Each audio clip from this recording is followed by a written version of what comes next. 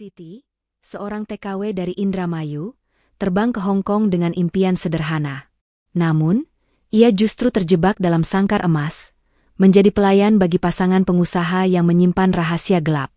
Ikuti kisah Siti yang penuh drama, ketegangan, dan keberanian, di mana seorang TKW biasa berubah menjadi pahlawan yang membongkar kejahatan luar biasa.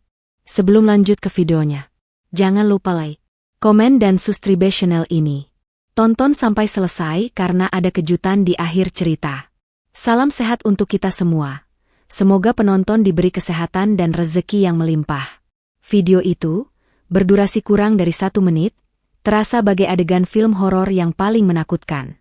Goyangan kamera ponsel amatir, suara napas tercekat dari si perekam, dan teriakan panik kerumunan di bawahnya membuat setiap detik terasa mencekam. Di layar, di antara gedung-gedung pencakar langit yang menjulang di Hong Kong, terlihat sosok seorang wanita mengenakan seragam pelayan. Wajahnya tersembunyi di balik masker, namun matanya yang memancarkan ketakutan tidak bisa disembunyikan. Tangannya gemetar saat ia memanjat pagar balkon di lantai 12. Ribuan spekulasi langsung bermunculan. Apakah ia mencoba bunuh diri karena tidak tahan dengan siksaan majikan? Ataukah ia lari dari sebuah kejahatan? Netizen terbagi dua, yang menganggapnya pahlawan, yang lain menyebutnya gila. Mereka semua salah. Kisah ini jauh lebih gelap, lebih dramatis, dan lebih spektakuler dari dugaan siapapun. Namanya Siti. Gadis 23 tahun asal sebuah desa kecil di Indramayu. Impiannya sesederhana mayoritas TKW lainnya. Melunasi utang keluarga yang menumpuk setelah panen gagal, membangun rumah yang kokoh, dan memberikan pendidikan yang layak untuk adik-adiknya. Dengan modal nekat dan harapan yang membara, ia meninggalkan kampung halaman, terbang menuju Hong Kong, tempat yang diakininya akan memberikannya masa depan yang lebih cerah. Awalnya, impian itu terasa begitu dekat. Majikannya, pasangan suami istri pengusaha sukses di bidang perhiasan, tampak begitu ramah dan dermawan. Mereka tinggal di sebuah apartemen super mewah dengan pemandangan kota yang menakjubkan. Siti diberi kamar sendiri, makanan yang layak, dan gaji yang lumayan. Ia merasa beruntung. Sebuah sangkar emas. Namun, perlahan, retakan pada ilusi itu mulai terlihat. Sang majikan perempuan mulai menunjukkan sisi posesifnya. Pintu-pintu apartemen selalu terkunci, kecuali saat ia pergi. Ponsel Siti disita dengan alasan agar tidak mengganggu pekerjaan. Ia diisolasi, tanpa teman, tanpa kontak dengan dunia luar.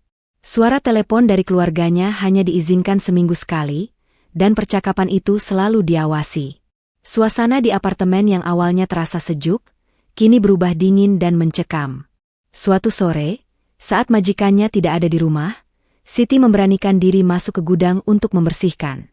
Di sudut yang gelap, ia menemukan sebuah laptop tua yang diselubungi debu. Rasa penasaran menguasainya. Setelah berhasil menyalakannya, ia menemukan sebuah folder yang dilindungi kata sandi. Setelah mencoba beberapa kombinasi, ia terkejut saat folder itu terbuka. Di dalamnya, ia menemukan puluhan file dokumen yang tak bisa ia pahami seluruhnya. Namun satu hal yang jelas, itu adalah data-data transaksi keuangan. Lama-kelamaan, Siti mencoba menerjemahkan isi dokumen itu dengan bantuan kamus. Jantungnya berdebar kencang saat ia menyadari bahwa ia tidak hanya menemukan dokumen transaksi biasa.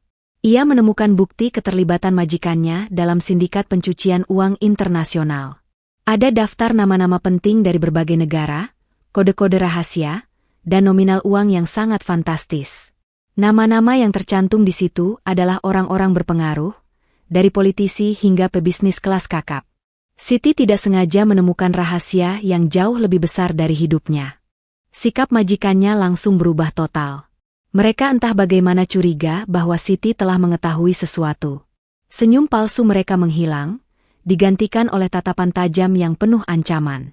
Kalau kamu berani buka mulut, keluargamu di kampung tidak akan selamat. Bisik sang majikan laki-laki dengan suara dingin, matanya bagai pisau yang siap mengiris. Mereka menahannya di dalam kamar dan menguncinya dari luar. Mereka merampas kebebasan dan bahkan harapan terakhir Siti. Siti tahu, jika ia tidak segera bertindak, ia akan dihilangkan oleh mereka. Ia bukanlah korban yang bisa pasrah. Ia bukan hanya seorang TKW lugu, Ia kini saksi kunci yang nyawanya di ujung tanduk. Dengan keberanian yang tak terduga, Siti menyusun sebuah rencana gila. Ia harus keluar dari apartemen yang menjadi penjara emasnya itu. Ia harus membawa bukti-bukti ini ke dunia luar, membongkar kejahatan mereka. Pada malam naas itu, saat majikannya sedang mengadakan pesta kecil di ruang tamu, Siti melancarkan aksinya. Ia berhasil mengambil laptop itu dari tempat persembunyiannya. Tanpa pikir panjang, ia melangkah ke balkon. Pintu balkon terkunci. Ia tak punya jalan lain. Sembari memegang laptop itu dengan erat, ia mulai memanjat pagar. Keringat dingin membasahi tubuhnya. Namun ketakutan itu dikalahkan oleh keinginan untuk bertahan hidup dan membongkar kejahatan ini. Di bawahnya, orang-orang mulai berteriak, merekam, dan menjerit. Mereka mengira ia hendak mengakhiri hidupnya, atau melarikan diri dari majikan kejam. Mereka tidak tahu bahwa mereka sedang menyaksikan pelarian paling dramatis dalam sejarah. Bahwa wanita yang terlihat begitu rapuh itu sedang mempertaruhkan nyawanya, bukan untuk dirinya sendiri, tetapi untuk sebuah kebenaran yang bisa mengguncang dunia. Saat Siti berhasil mencapai balkon di bawah, ia langsung mencari jalan keluar. Dengan gemetar, ia segera membuat video singkat, menampilkan bukti-bukti yang ada. Video itu tidak hanya berisi rekaman panjatannya yang nekat, tetapi juga potongan dokumen-dokumen rahasia itu. Dan ketika video itu viral, bukan hanya netizen yang geger. Seluruh dunia heboh. Pihak berwajib Hong Kong segera bertindak, media-media besar menyoroti kisahnya, dan sindikat pencucian uang itu akhirnya terbongkar.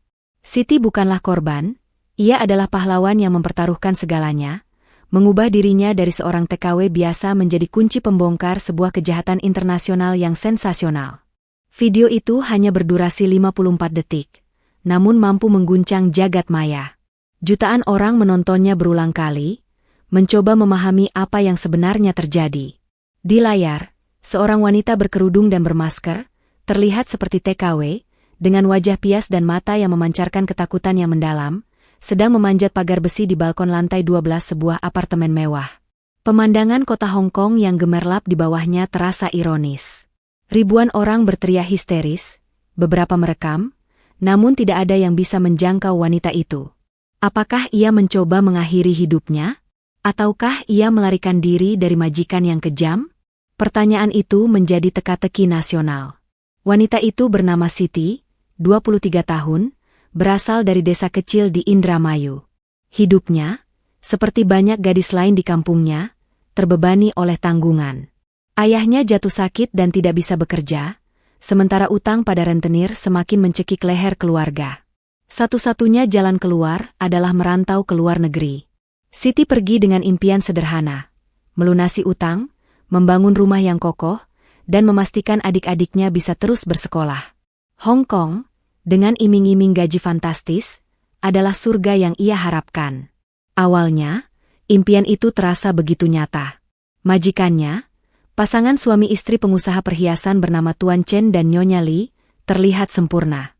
Apartemen mereka sangat mewah, dengan pemandangan cakrawala yang memukau. Keduanya selalu menampilkan wajah ramah di hadapan publik dan rekan bisnis. Mereka membelikan Siti baju baru, makanan enak, dan bahkan sempat memuji keahliannya dalam memasak masakan Indonesia. Siti merasa beruntung, seolah ia telah menemukan surga di balik jeruji besi yang berkilau. Namun, perlahan tapi pasti, sangkar emas itu mulai menunjukkan sisi mengerikannya. Nyonya Li mulai melarang Siti keluar pada hari liburnya dengan alasan, demi keamananmu. Ponsel Siti disita dengan dalih, agar kamu bisa fokus bekerja. Pintu-pintu apartemen selalu terkunci rapat dari luar saat mereka pergi. Siti diisolasi, diputus dari dunia luar, dan hanya diizinkan menelepon keluarganya sekali seminggu di bawah pengawasan ketat. Tawa dan senyum Tuan Chen yang hangat perlahan berubah menjadi tatapan tajam dan penuh perhitungan. Siti tidak lagi merasa seperti manusia, melainkan seperti barang berharga yang harus dijaga dari dunia luar. Ia adalah rahasia yang tidak boleh bocor. Puncaknya terjadi pada suatu sore. Saat Tuan Chen dan Nyonya Li sedang tidak di rumah, Siti ditugaskan membersihkan gudang. Gudang itu gelap, dipenuhi barang-barang usang. Secara tidak sengaja, Siti menyenggol tumpukan kardus, dan sebuah laptop tua jatuh. Nalurinya memberitahu ada sesuatu yang tidak biasa. Ia pun menyalakannya, dan dengan sedikit keberuntungan, ia berhasil menebak kata sandi yang ternyata adalah ulang tahun pernikahan mereka. Sebuah folder dengan nama, dokumen rahasia, langsung menarik perhatiannya. Jantung Siti berdebar kencang saat membuka folder itu. Ia menemukan puluhan dokumen dalam bahasa Mandarin dan Inggris yang memusingkan. Namun, beberapa kata kunci dan angka yang tertera di sana membuat darahnya berdesir. Di dalam daftar itu, tertera nama-nama orang yang sering muncul di berita. Politisi, jenderal, hingga taipan bisnis dari berbagai negara. Siti, seorang TKW biasa dari Indramayu, baru saja menemukan bukti sindikat pencucian uang internasional yang dikelola oleh majikannya. Ia bukan lagi sekadar pelayan, ia adalah saksi kunci yang tak sengaja. Sejak saat itu, perlakuan Tuan Chen dan Nyonya Li berubah drastis. Mereka tahu Siti sudah tahu sesuatu, meskipun tidak ada bukti. Mereka berhenti berpura-pura baik. Wajah mereka kini dipenuhi ancaman yang tak terucap. Suatu malam, Tuan Chen mendekatinya dengan suara rendah yang menusuk. Siti, kamu tahu, di kota ini, kecelakaan bisa terjadi pada siapa saja. Di Indonesia, juga. Keluarga kamu, mereka sehat, kan? Adik-adikmu, masih suka main di jalan, kan? Itu bukanlah pertanyaan, melainkan ancaman terselubung yang membuat tubuh Siti membeku. Ketakutannya kini berlipat ganda, bukan lagi hanya untuk dirinya, tetapi untuk keselamatan keluarganya. Siti tahu ia tidak bisa tinggal diam. Ia harus keluar dari apartemen itu dan membongkar semua kejahatan mereka. Namun bagaimana caranya? Apartemen itu adalah benteng yang mustahil ditembus. Di tengah keputusasaan,nya, Siti menemukan sebuah USB drive kecil yang tergeletak di laci Tuan Chen. Ini adalah satu-satunya kesempatan. Selama beberapa hari berikutnya, dengan keberanian dan kecerdasan yang tak terduga, Siti secara diam-diam menyalin semua dokumen rahasia ke dalam USB itu. Ia bekerja dalam ketakutan, dengan setiap detik terasa seperti ia bisa tertangkap. Pada hari naas itu, Siti mendengar Tuan Chen dan Nyonya Li berbisik-bisik di ruang tamu. Mereka sedang merencanakan pembersihan sebelum perjalanan bisnis keesokan harinya. Siti tahu itu adalah kode untuk menyingkirkannya. Waktu habis. Malam itu, di tengah pesta makan malam mewah majikannya, Siti melancarkan aksi nekatnya. Ia menyelipkan USB drive ke dalam saku celananya, mengambil langkah berani menuju balkon. Pintu terkunci, seperti biasa. Panik mulai menyerang, tetapi ia tidak punya pilihan lain. Ia mulai memanjat pagar. Angin malam menerpa tubuhnya, suara musik klasik dari dalam apartemen berpadu dengan teriakan ketakutan dari kerumunan di bawah. Setiap cengkeraman pada pagar adalah pertaruhan nyawa. Otot-ototnya menjerit, kakinya gemetar. Namun, tekadnya lebih kuat dari rasa takut. Ia tidak lagi memanjat untuk melarikan diri, tetapi untuk kebenaran. Ia menyadari kamera-kamera ponsel yang merekamnya di bawah adalah senjata terakhirnya. Merekalah saksi, dan video mereka akan menjadi bukti pendukung yang tak terbantahkan. Siti akhirnya berhasil mencapai balkon di bawah, memecahkan jendela apartemen kosong, dan menerobos keluar dari gedung sebelum majikannya menyadari kepergiannya. Di tengah hiruk-pikuk kota, ia mencari kafe yang ramai, menggunakan komputer publik, dan mulai mengunggah videonya. Ia tidak hanya mengunggah rekaman dramatis saat ia memanjat, tetapi juga dokumen-dokumen rahasia yang telah ia salin. Dalam deskripsi video, ia menuliskan sebuah pesan singkat dalam bahasa Inggris dan Indonesia yang berbunyi, "Tolong, ini bukti kejahatan. Nama saya Siti. Saya butuh perlindungan." Dalam hitungan jam, video itu meledak. Tidak hanya di Indonesia, tetapi di seluruh dunia. Media internasional segera menyoroti kisah ini. Pihak berwajib Hong Kong bertindak cepat, dan Tuan Chen serta Nyonya Li ditangkap di bandara. Sindikat pencucian uang yang melibatkan nama-nama besar di Asia akhirnya terbongkar. Siti, seorang TKW yang nekat memanjat balkon, tidak lagi hanya seorang buruh migran biasa. Ia adalah pahlawan yang mempertaruhkan nyawanya, dan dalam prosesnya, ia membongkar kejahatan paling sensasional tahun ini. Suara musik klasik yang mengalun lembut dari ruang makan adalah ironi yang menyayat hati. Alunan merdu piano dan gesekan biola seolah mengejek kondisi batin Siti yang sedang bergemuruh hebat. Malam itu, Tuan Chen dan Nyonya Li mengadakan pesta makan malam kecil. Mereka tampak tenang, tertawa renyah bersama tamu-tamu penting mereka. Namun, di balik tawa palsu itu, Siti tahu ada rencana jahat yang siap dilancarkan. Ia mendengar mereka berbisik tentang pembersihan sebelum perjalanan bisnis besok. Sebuah kode dingin yang membuat seluruh tubuhnya menggigil. Siti tahu, ini adalah satu-satunya kesempatannya. Dengan jantung berdebar seperti genderang perang, ia menunggu. Begitu Nyonya Li dan para tamunya sibuk dengan hidangan utama, Siti menyelinap ke kamarnya.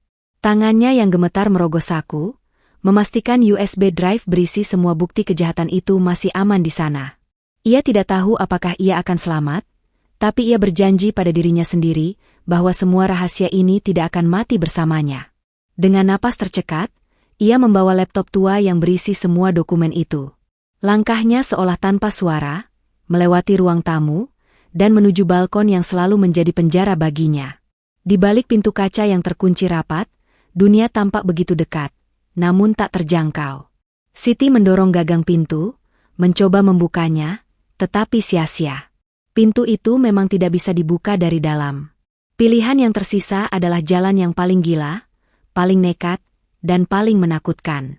Siti menarik napas dalam-dalam, mengumpulkan setiap tetes keberanian yang tersisa. Ia memandang ke bawah, ke arah lampu-lampu kota yang berkelap-kelip seperti bintang-bintang di lautan kegelapan. Jarak 12 lantai terasa seperti jurang yang tak berdasar. Rasa takut mencengkeramnya, namun bayangan wajah ayah, ibu, dan adik-adiknya di kampung halaman jauh lebih kuat dari rasa takut itu. Ia tidak boleh menyerah.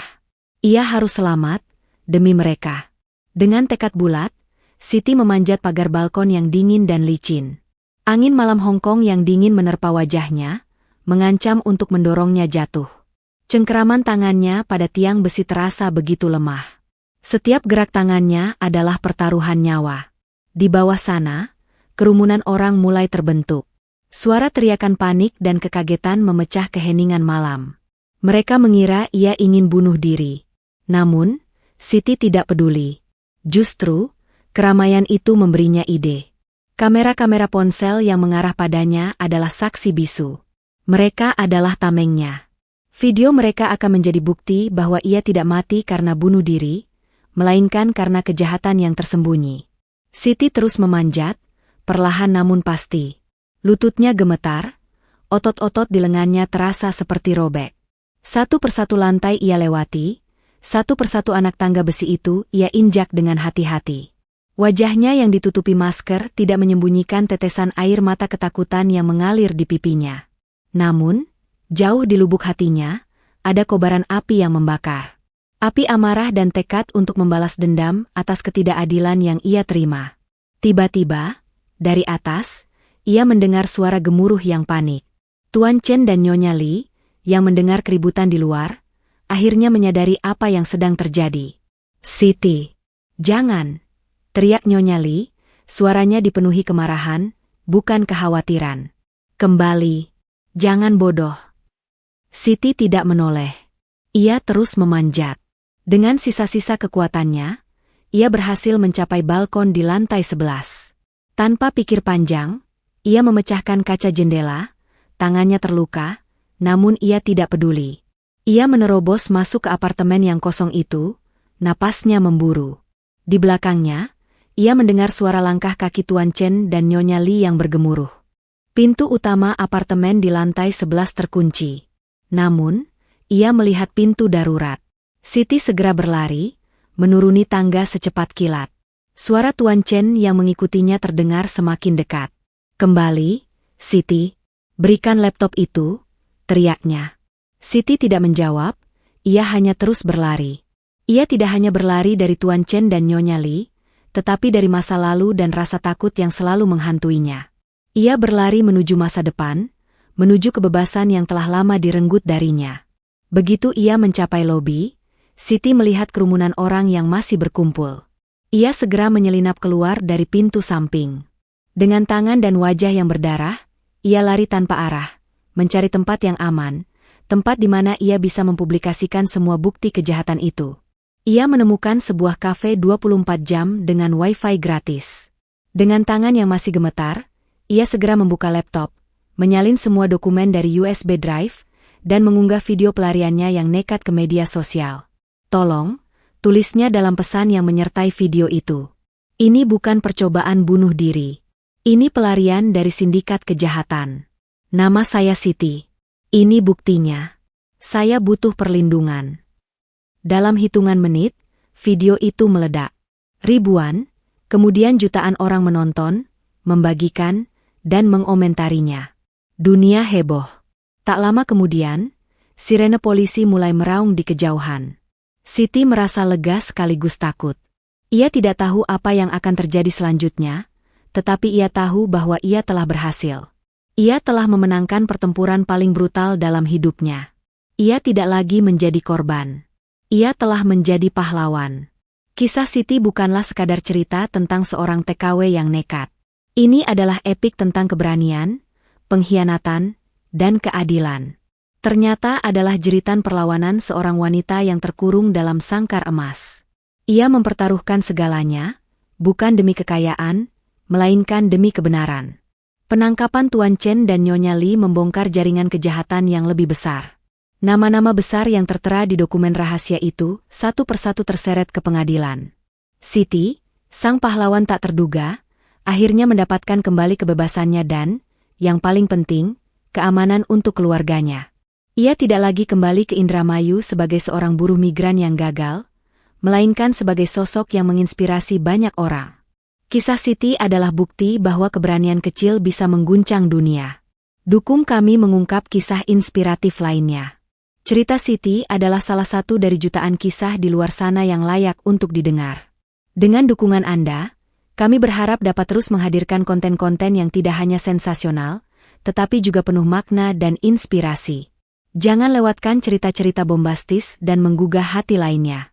Klik tombol subscribe dan nyalakan lonceng notifikasi agar Anda tidak ketinggalan setiap video terbaru dari kami. Bagikan kisah ini ke teman-teman Anda dan jadilah bagian dari komunitas yang peduli terhadap perjuangan sesama. Terima kasih telah menjadi bagian dari perjalanan kami.